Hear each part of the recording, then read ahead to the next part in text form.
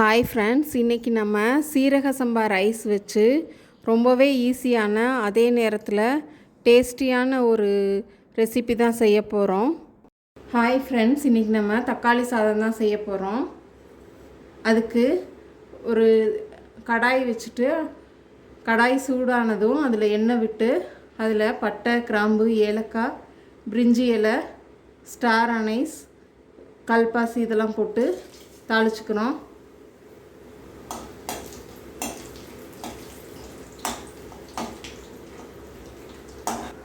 இதெல்லாம் பொரிஞ்சதுமே பிரியாணி மசாலா போட்டுக்கணும். அந்த எண்ணெயிலேயே 2 ஸ்பூன் போட்டிருக்கோம். போட்டு நல்லா வதக்கி விட்டுறணும். அதுலேயே சின்ன வெங்காயம் உரலில் இடித்து வச்சுருக்கோம். அது கருவேப்பிலை, பச்சை மிளகாய் இதை போட்டு வதக்கி விட்டுக்கிறோம். அதில் இஞ்சி பூண்டு பேஸ்ட் போட்டுக்கணும். வெங்காயம் வதங்கினதும் இஞ்சி பூண்டு பேஸ்ட்டு வதங்கிருச்சு. அதில் மீடியம் சைஸ் தக்காளி ஒரு 4 தக்காளி போட்டு, அதுக்கப்புறமா 1 டீஸ்பூன் கல்லுப்பு போட்டுக்கிறோம். போட்டு நல்லா வதக்கி விட்டுக்கணும். பிரியாணி அரிசி, சீரக சம்பா அரிசியை ஊற வச்சுருக்கோம். பாருங்கள், நல்லா வதங்கிருச்சு தக்காளி. இந்த அளவுக்கு நல்ல மைய வதக்கணும். பாருங்கள், இந்த மாதிரி அப்போ தான் டேஸ்ட்டாக இருக்கும்.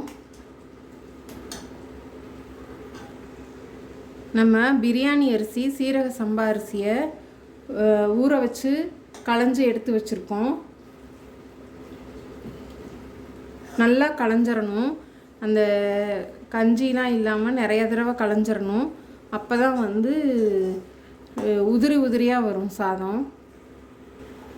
1 டம்ளர் ரைஸுக்கு 2 டம்ளர் தண்ணி ஊற்றணும். பழைய அரிசியாக இருந்தால் கொஞ்சம் வேகிறதுக்கு லேட் ஆகும். இதுவே புது அரிசியாக இருந்தால் நல்லா குழஞ்சி போயிடும். அதுக்கு தகுந்த மாதிரி நீங்கள் தண்ணி விட்டுக்குங்க. நம்ம வதக்கி வச்சுருக்கிற தக்காளி மிக்ஸ் எடுத்து இதில் ரைஸில் ட்ரான்ஸ்ஃபர் பண்ணிடுங்க. குக்கரில்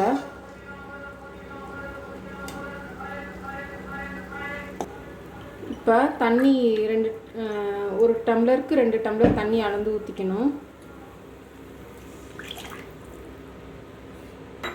சப்போஸ் காரம் எதுவும் உங்களுக்கு கம்மியாக தெரியுதுன்னா கொஞ்சமாக வரமிளகாத்தூள் போட்டுக்கலாம். இல்லை தேவையில்லைன்னா விட்டுறலாம்.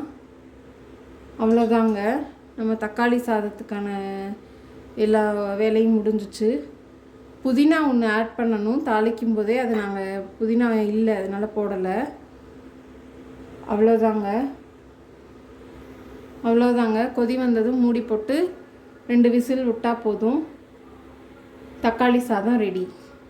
கடைசியாக ஒரு தாளிக்கிற கரண்டி வச்சு அதில் எண்ணெயோ நெய்யோ விட்டு முந்திரி பருப்பை போட்டு தாளித்து கொட்டுங்க. அதுக்கப்புறமா ஒரு கைப்பிடி கொத்தமல்லி இலைகளை போட்டு கிளறி விடணும். அவ்வளோதாங்க, நம்ம தக்காளி சாதம் ரெடி ஆயிடுச்சு. இந்த வீடியோ பிடிச்சிருந்துச்சுன்னா லைக் பண்ணுங்கள், ஷேர் பண்ணுங்கள், சப்ஸ்கிரைப் பண்ண மறந்துடாதீங்க. தேங்க்யூ.